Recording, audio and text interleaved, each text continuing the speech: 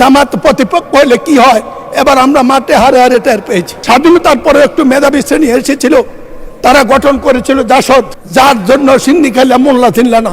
আমাদের নেতা তারেক রহমান করেছিল কঠিন নির্বাচন, সেদিন অনেকে বুঝে নাই, আমি বুঝেছিলাম। পরে আমরা নির্বাচন করতে গিয়ে বুঝেছি কি কঠিন নির্বাচন পাশ করেছি। কিন্তু একটি সাহস ছিল মাননীয় স্পিকার, সেটা হলো আওয়ামী লীগের বিরুদ্ধে নির্বাচন তারা কি করবে জানতাম, কিন্তু সৎ লোকের শাসন, জামাত প্রতিপক্ষ হলে কি হয়, এবার আমরা মাঠে হারে হারে টের পেয়েছি। টাকা তারা ব্যবহার করে না, নির্বাচনে কোনো পক্ষপাতিত্ব করে না। ইনশাল্লাহ জাতির ভবিষ্যৎ উজ্জ্বল। এই জন্য জগন্নাথ ডেপুটি নেতা ডক্টর তাহারকে নির্বাচনে জিতার পরে অভিনন্দন জানিয়েছিলাম।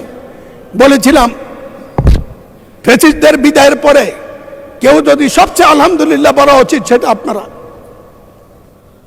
এই নির্বাচন সুষ্ঠুভাবে সংসদ বসার পরে, এত সংকট নিয়ে সংসদে আসার পরে যাদের আলহামদুলিল্লাহ বলা উচিত সেটা হলো জামাত ইসলামী বাংলাদেশ।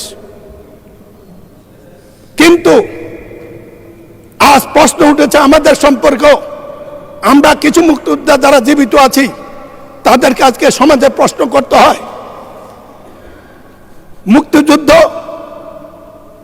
24-এর যুদ্ধ, 24-এর যোদ্ধা এক কাতারে হলো ফ্যাসিস্টদের আমলে বিচারের নামে অন্যায় যদি হয়ে থাকে তারা কি এক কথা?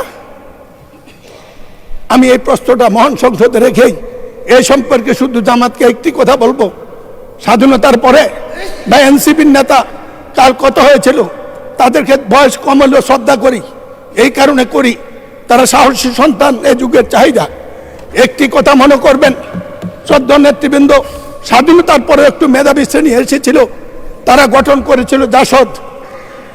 এই বাড়াবাড়ি করতে গিয়ে দেশ গেছে, জাতি গেছে, তারাও গেছে। আমরা যেন সবকিছু হজম করার তৌফিক দেয়।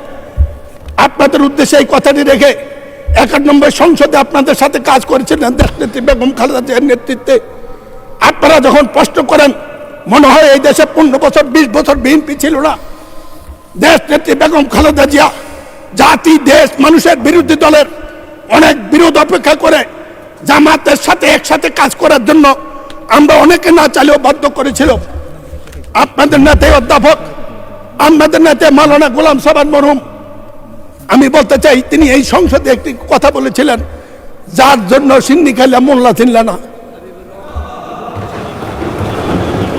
আপনারা 15-30 বছরে বেঁচে এই পর্যন্ত রাজনীতিকে নিয়ে এসেছেন, তার পিছনে দেশ নেত্রী বেগম খালেদা জিয়া, তার অবদানটুকু একটু স্মরণও করেন না।